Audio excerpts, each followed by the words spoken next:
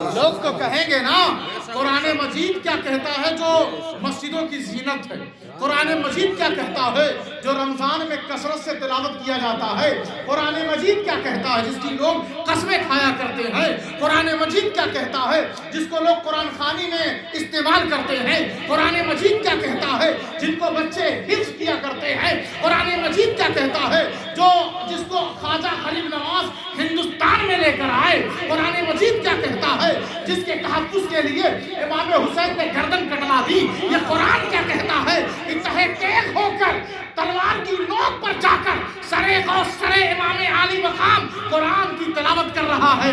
یہ قرآن جو کہہ دے گا آج کے مسلمان مان لیں گے کہ سچا کون ہے اور جھوٹا کون ہے۔ کتنے لوگ ہیں جو جاننا چاہتے ہیں کہ قرآن کن لوگوں کو سچا کہہ رہا ہے؟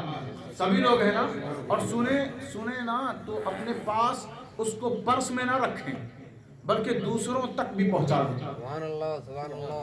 دوسروں تک پہنچائیں، دوسروں تک پہنچانا یہ اب ہر سنی مسلمان کی ذمہ داری ہے۔ ہر سنی مسلمان، آپ جس عالم سے جڑے ہو، جس خانقاہ سے وابستہ ہوں، لوگوں کو سمجھائیں، اس کی صداقت اس کی حقانیت بتائیں اور وہاں تک لے جائیں۔ آپ کو ایک نمائندہ بنایا گیا، محفل رسول ذکر رسول میں بیٹھ کر اور اٹھ کر ہم چلے جائیں، کیا ہماری ذمہ داری ختم ہو جاتی ہے؟ مسجد بنوا لیا، 5 وقت کی نماز پڑھ لیا، کیا ہماری ذمہ داری ختم ہو جاتی ہے؟ اگر سارے مسلمان ایسے ہی ہوتے تو آپ کے گاؤں میں مسلمان نہیں ہوتے۔ آپ کے گاؤں میں جو اسلام آیا ہے ان نمائندوں نے، ان نائبین رسول نے وہ کام انجام دیا ہے، تب کہیں جا کر گاؤں گاؤں شہر شہر اسلام نظر آ رہا ہے۔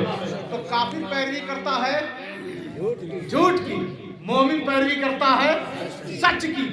اب ذرا دیکھیں قرآن مجید فرقان حمید میں اللہ تبارک و تعالی ارشاد فرما رہا ہے کہ ذالکم اللہ ربکم الحق، پہلا سچا، پہلا حق کون ہے؟ پہلا حق اللہ ہے، پہلا سچا اللہ ہے۔ یہ قرآن مجید میں اللہ نے فرمایا نا قل جاء الحق وزهق الباطل، حق اور باطل میں یہی تو فرق ہے کہ جب حق اپنے رنگ میں آتا ہے تو باطل کو مٹنا ہی پڑ جاتا ہے۔ بس حق کو رنگ میں آنے کی ضرورت ہے، حق کو بیدار ہونے کی ضرورت ہے۔ حق ہمارے ذریعے ہی لوگوں کے سامنے ظاہر ہوگا۔ ہم اور آپ جب تک حق کا دامن مضبوطی سے تھامیں گے نہیں، جب ہم سردی میں بستر میں نرم گداز اور رضائی اور لحاف کے اندر ہوں تو بھی پتہ چلنا چاہیے کہ ہمارے ہاتھ میں حق کا دامن ہے۔ جب مؤذن اذان دے تو بھی معلوم ہونا چاہیے کہ ہمارے قدم میں حق کی رفتار موجود ہے، ہمارا قدم بازار میں نہیں مسجد میں جانا چاہیے۔ اسی طرح ہمیں لوگوں کو بتانا ہے کہ حق کون ہے اور باطل کون ہے۔ محبوب آپ کہہ دیجئے کہ حق کی عادت یہ ہے کہ حق جب آتا ہے اپنی پوری رفتار، پورے عروج، پورے کمال میں جب آتا ہے تو باطل کو مٹ جانا ہے۔ اگر وہ 22,000 کی صورت میں آئے، اگر وہ لاکھوں کی صورت میں آئے، اگر وہ سلطنت کی صورت میں آئے، اگر وہ اقتدار کی صورت میں آئے، اگر وہ افواج کی صورت میں آئے، اگر وہ اوزار کی صورت میں آئے، یاد رکھنا حق اگر خالی ہاتھ ہے، حق اگر اس کے مشریزے میں ایک قطرہ پانی کا نہیں ہے، حق اگر اس کے گھر میں خیمے میں ایک دانہ نہیں ہے، حق کے ساتھ اگر کچھ نظر نہ آئے، یاد رکھنا حق کو غالب ہونا ہے۔ اور آج گاؤں گاؤں، نگر نگر، ڈگر ڈگر، شہر شہر، ملک ملک ان 22,000 کا نام کوئی نہیں لیتا، جب بھی نام لیتا ہے حق حسین کا نام لیتا ہے۔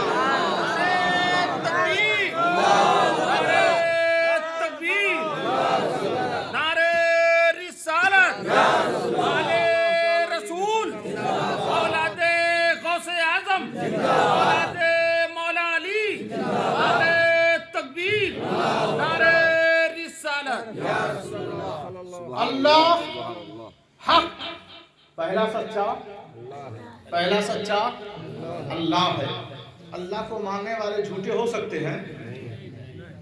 ہمارا اور جھوٹ کا رشتہ ہونا چاہیے؟ نہیں ہونا چاہیے. لیکن آپ کی نظر سے یا ہماری نظر سے یہ عیب پوشیدہ نہیں ہے. ہر آدمی جھوٹ بول رہا ہے الا ماشاء اللہ. جو جھوٹ نہیں بول رہا ہے اس کو لوگ پاگل کہتے ہیں. سبحان اللہ سبحان اللہ. سچے لوگوں کو کہتے ہیں یہ تو اس کا دنیا سے کوئی لینا دینا ہے ہی نہیں, دنیا داری ہے ہی نہیں. کیا اس سے رشتہ کریں, کیا اس سے تعلق بنائیں, کیا اپنی محفل میں جگہ دیں. جاؤ جاؤ, تم تو سچے ہو نا, جاؤ اپنا راستہ نہ پوچھو. تو سچوں کو ذلیل کر دینا تو جھوٹ کے ساتھ ہو جانا. یہی تو ہوا نا. اللہ سچا ہے, اللہ سچا ہے, اللہ لعنت اللہ علی الکاذبین. سارے جھوٹوں پر اللہ کی لعنت ہے. اللہ حق ہے, اللہ سچا ہے. ایک سچا اور میری نظر میں آ رہا ہے, آپ کہیں تو ہم پڑھ دیں. ایک سچا اور ہمیں نظر آ رہا ہے, قرآن ہی میں نظر آ رہا ہے, جس سے آپ بہت زیادہ پیار کرتے ہیں. ہر مسلک کے لوگ کرتے ہیں, ہے نا. سب کا دعویٰ ہے کہ ہم قرآن سے محبت کرتے ہیں, قرآن سے محبت کرتے ہیں. لیکن صاحب قرآن سے محبت کرنے سے یہ بھی ضروری ہے کہ دیکھو کہ قرآن کن کن باتوں پر, کن کن عقیدوں پر گفتگو کر رہا ہے. ہدایت کس کے لیے قرآن بنتا ہے؟ ہدایت بھی ضروری ہے نا. تو قرآن مجید فرقان حمید میں اللہ نے فرمایا ان الذین آمنوا وعملوا الصالحات وآمنوا بما نزل علی محمد وهو الحق وهو الحق. قرآن مجید نے کیا کیا؟ ان الذین آمنوا وعملوا الصالحات وآمنوا بما نزل علی محمد, کہ محمد پر کتاب اتاری گئی. محمد صلی اللہ. ایک مقام پر اور اللہ نے فرمایا وَنُنَزِّلُ عَلَىٰ محمد. ایک مقام پر اور اللہ نے فرمایا وَنَزَّلْنَا عَلَيْكَ الْكِتَابَ. ہم نے کتاب کو کس پر اتارا؟ محمد پر. اور کتاب کو کہا اللہ نے وَهُوَ الْحَقُّ, کہ یہ کتاب کیا ہے؟ حق ہے. تو دوسرا سچا یہ قرآن, دوسرا سچا یہ قرآن. وَهُوَ الَّذِي أَرْسَلَ رَسُولَهُ بِالْهُدَى وَدِينِ الْحَقِّ. یہ اسلام سچا, اللہ سچا, قرآن سچا, اسلام. ان الدین عند اللہ الاسلام. یہ آیا کہاں سے ہے؟ یہ کہاں سے آیا ہے؟ اسلام کہاں سے آیا ہے؟ ارے بولے نا, آپ لوگ بڑے حیران ہیں. کہاں سے آیا ہے؟ اللہ کی طرف سے. اللہ پہلا سچا, قرآن دوسرا سچا, اسلام کہاں سے آیا؟ اچھا بتائیں یہ اسلام کیا ہے؟ اسلام کیا ہے؟ دین ہے. اچھا یہ مذہب کیا ہے؟ مذہب اسلام ہے. اسلام کیا ہے؟ مذہب ہے. تو یہ سب جو ہے نا بہت پہلے جو بچے رہتے ہیں چھوٹے تب انہیں پڑھایا جاتا ہے. اب آپ کی عمر ہو گئی ہے کچھ زیادہ جاننے کی, کچھ زیادہ جاننے کی عمر ہو گئی. اتنے وقت تک جو جتنے لوگ جگ رہے ہیں ان کو جاننے کی زیادہ ضرورت ہے. اور جو چھوٹے بچے تھے وہ سب خواب غفلت میں ہیں, وہ سو رہے ہیں. تو دیکھیں آپ, مذہب کہتے ہیں ایمانیات کو, عبادات کو, رسومات کو. تین چیزوں کا جب مجموعہ ہو, مرکب ہو تو بنتا ہے مذہب.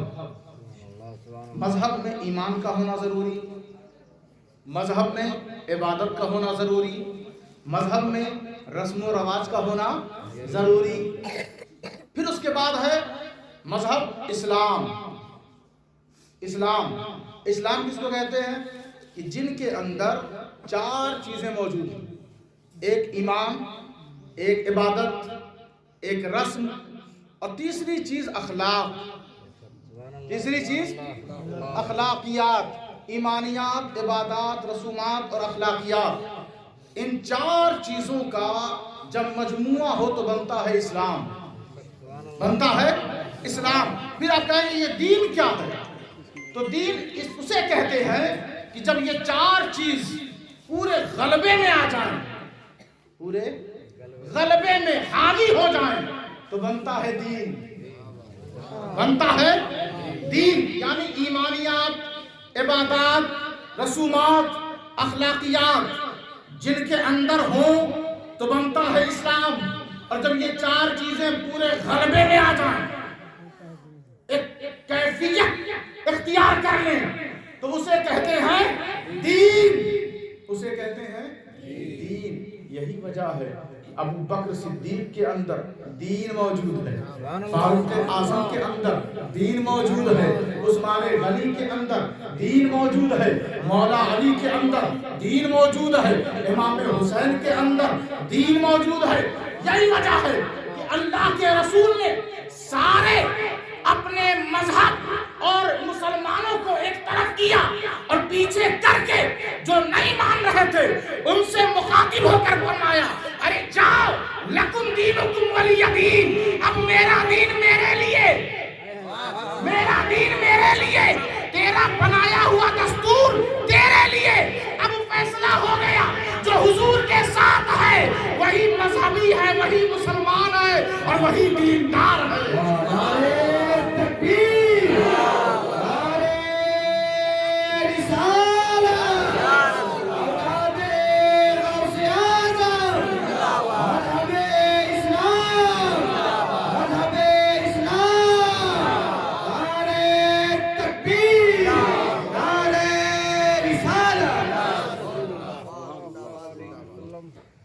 کافر پیروی کرتے ہیں جھوٹ کی، کسی کرتے ہیں جھوٹ کی۔ جتنے لوگ جھوٹ کی پیروی کرتے ہیں وہ ابھی توبہ کر لیں، ابھی توبہ کریں، ندامت کریں اور اس سے واپسی کا مکمل ارادہ رکھیں۔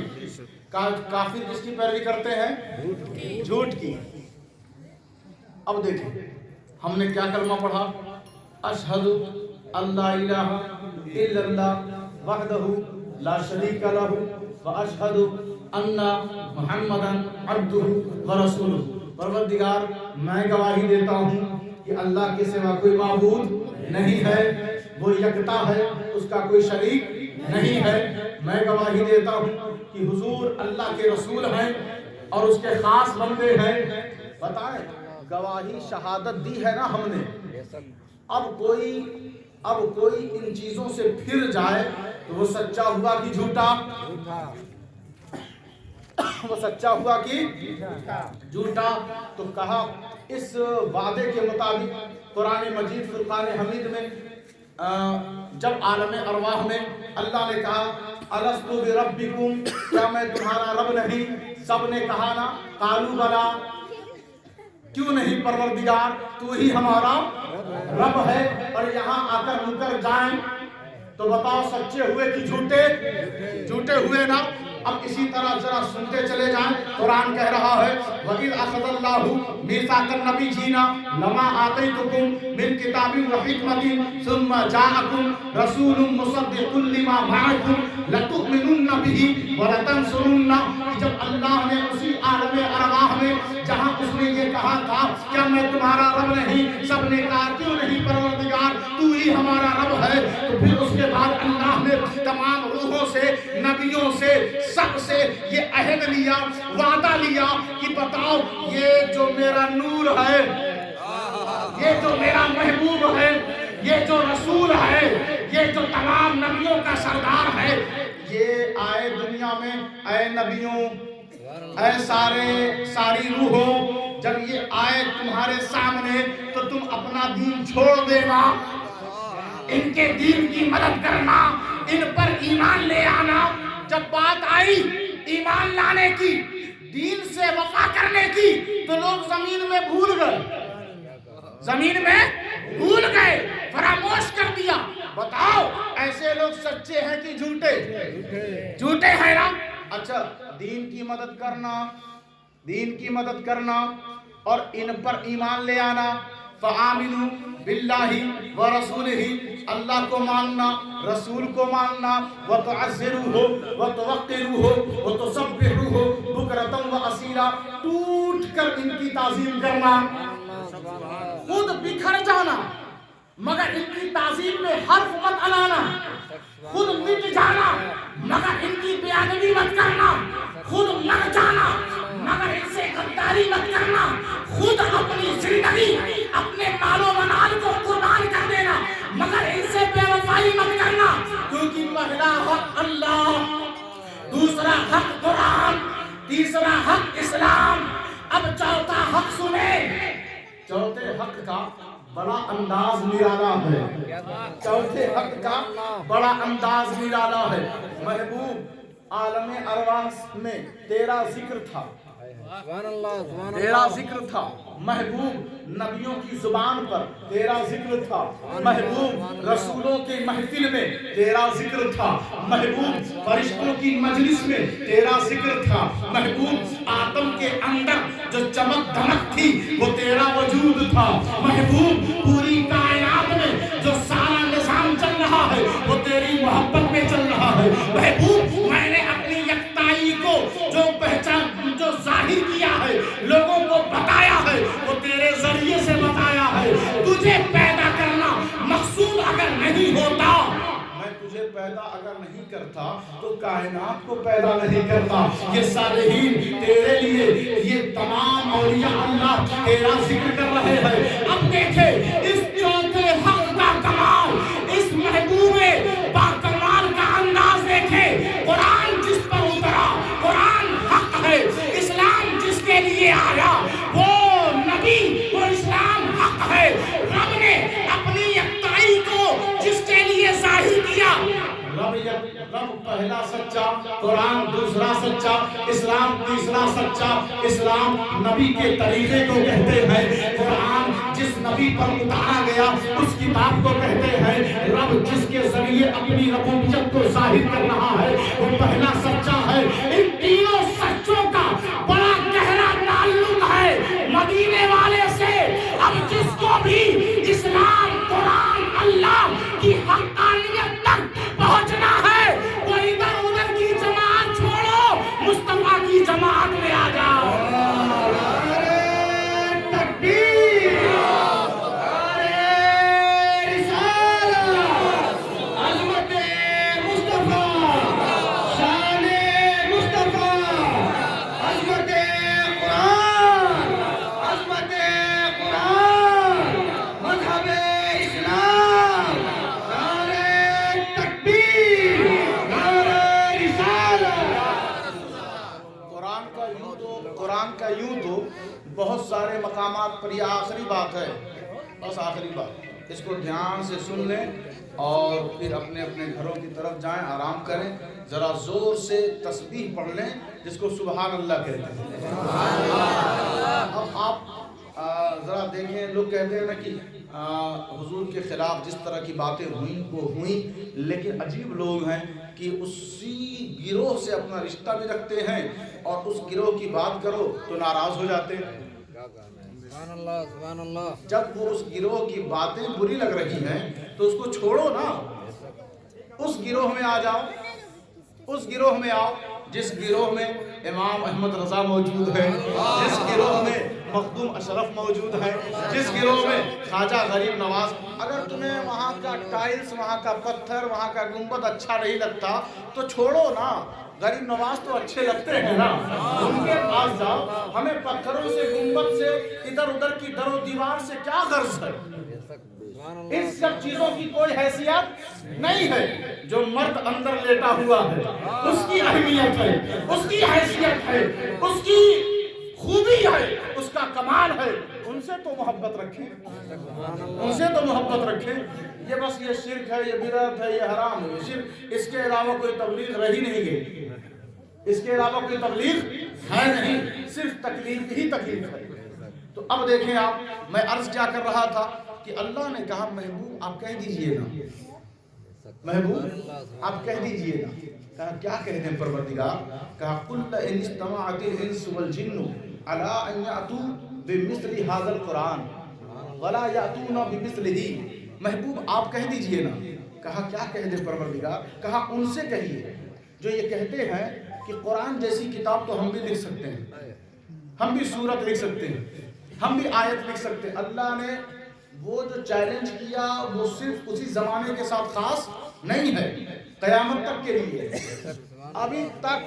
ابھی تک قرآن کے مقابلے میں ایک سورت لکھی نہیں جا سکی، ابھی تک۔ یہ علم اعلان اور ہر زمانے کے لیے کہا جن اور انسان اگر جمع ہو جائیں، جنات اور انسان جمع ہو جائیں، پیٹھ سے پیٹھ ملا لیں، شانہ بشانہ ہو جائے، اور ہونے کے بعد کیا کرے؟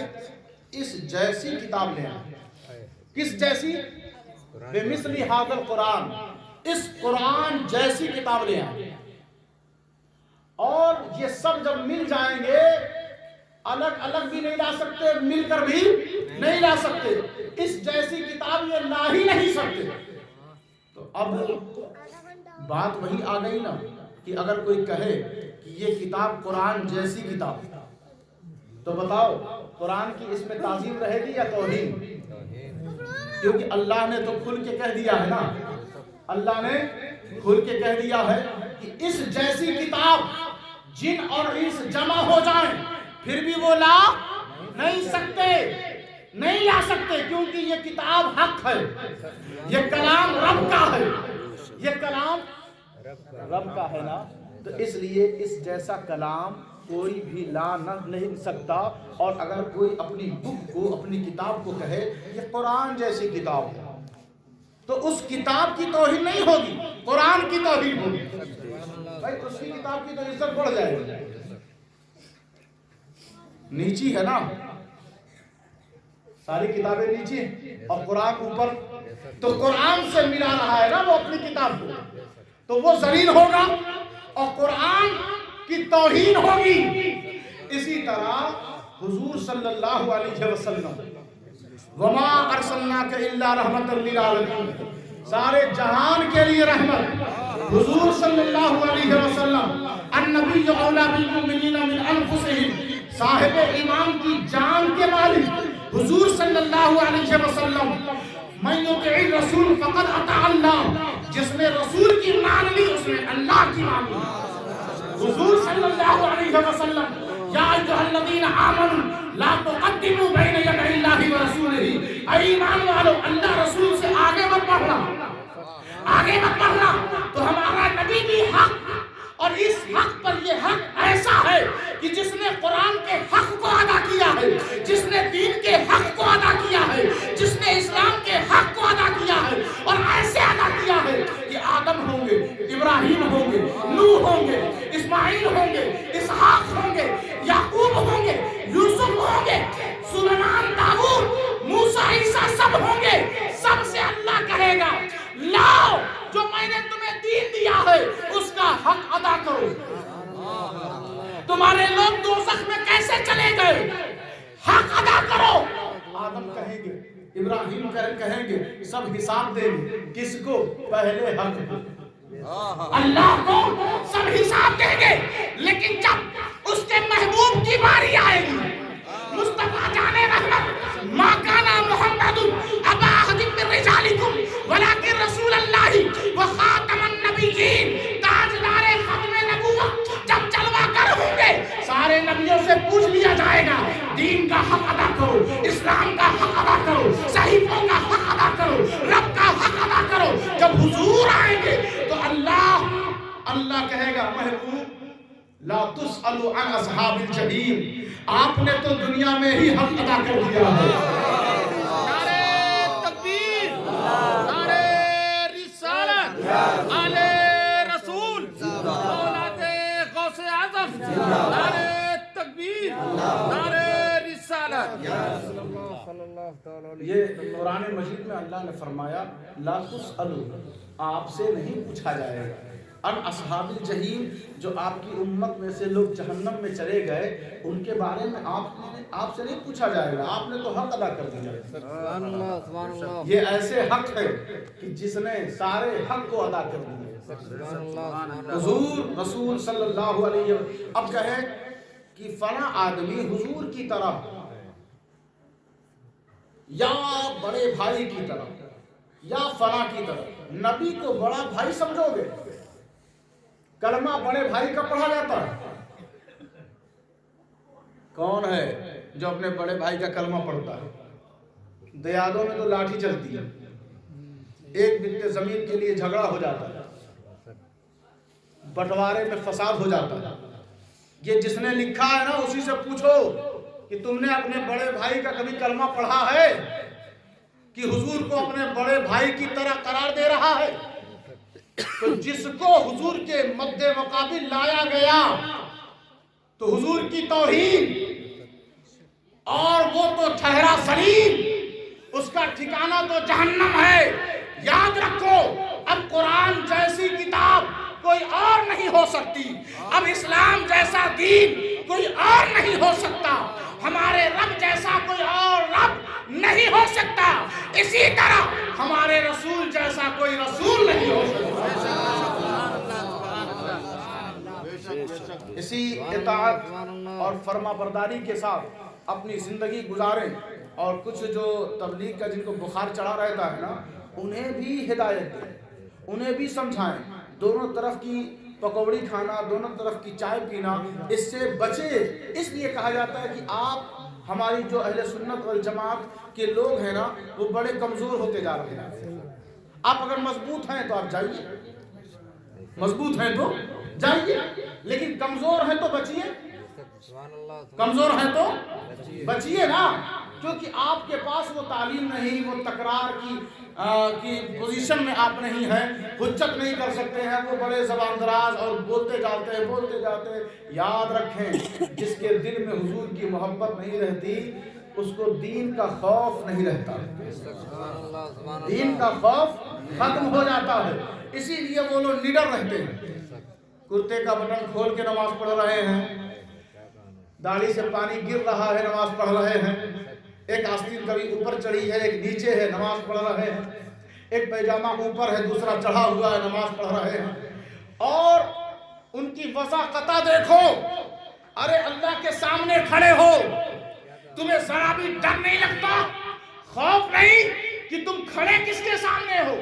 اس کے دل سے پوچھو گے اس کو ڈر کیوں نہیں لگتا، وہ کہے گا کیا کرو گے، اس نے اپنے دل میں مدینے والے کے لیے کچھ رکھا ہی نہیں، کچھ رکھا ہی نہیں۔ جب دل میں حضور کے لیے کچھ ہے ہی نہیں تو چہرے سے خوف کہاں سے ظاہر ہوگا؟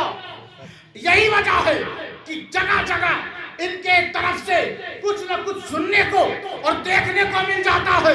یاد رکھیں، مذہب حق اہل سنت والجماعت ہمیشہ، اللہ کے رسول نے فرمایا کہ جو مومن ہوتے ہیں، جو اہل بیت سے محبت کرتے ہیں، ان کی موت مذہب حق اہل سنت والجماعت پر ہوا کرتی ہے۔ تو عزیزوں اور دوستوں، ان حقوق کو ادا کرو، اللہ کے حق کو، قرآن کے حق کو، اسلام کے حق کو اور مصطفیٰ جان رحمت کے حق کو ادا کریں۔ اللہ کے حضور یہ دعا ہے کہ اس محفل کو سجانے کا یہ محفل رسول ہے، لیکن اس کے ثواب اور اس کی برکتوں کو اللہ تبارک و تعالی مرحوم شیر محمد خان صاحب کی روح کو پہنچائے اور ان کی قبر میں وسعت کشادگی عطا فرمائے۔ بے پناہ انہوں نے دین کی خدمت کیا، اللہ تبارک و تعالی ان کے دینی خدمات کو قبول و مقبول فرمائے، ان کی کروٹ میں اپنی برکتیں، رحمتیں اور نور و انوار کی بارشیں نازل فرمائے۔ اور جتنے لوگ یہاں موجود ہیں، کسی سے اگر کبھی کچھ ہو گیا ہو تو دل سے بھی انہیں معاف کر دیں اور ایک دوسرے کو معاف کرنا سیکھیں، ایک دوسرے کو معاف کرنا۔ یہ مستقل ایک ایسا مضمون اور عنوان ہے کہ جو ملت کا درس دیتا ہے۔ قرآن میں اللہ نے جگہ جگہ فرمایا ہے کہ آپسی رشتوں کو بحال کرو، آپسی رشتوں کو بحال کرو۔ رب ایک، دین ایک، کتاب ایک، محبوب ایک، پھر بھی لوگ بٹے ہوئے، پھر بھی لوگ بٹے ہوئے۔ نماز ایک، روزہ ایک، زکوٰۃ ایک، یہ عبادتوں کا نام، حج ایک، سب ایک، پھر بھی لوگ مختلف بٹے ہوئے۔ جنت ایک، تو سب تو ایک ہی ہے، پھر آپ کیوں بکھرے ہوئے اور اختلافات کے ساتھ زندگی گزار رہے ہیں؟ ملنے کے لیے بہت ساری چیزیں ہیں لیکن ہم اس پر دھیان نہیں دیتے۔ بچھڑنے کے لیے ایک چیز ہو وہی ہمارے لیے کافی رہتی ہے۔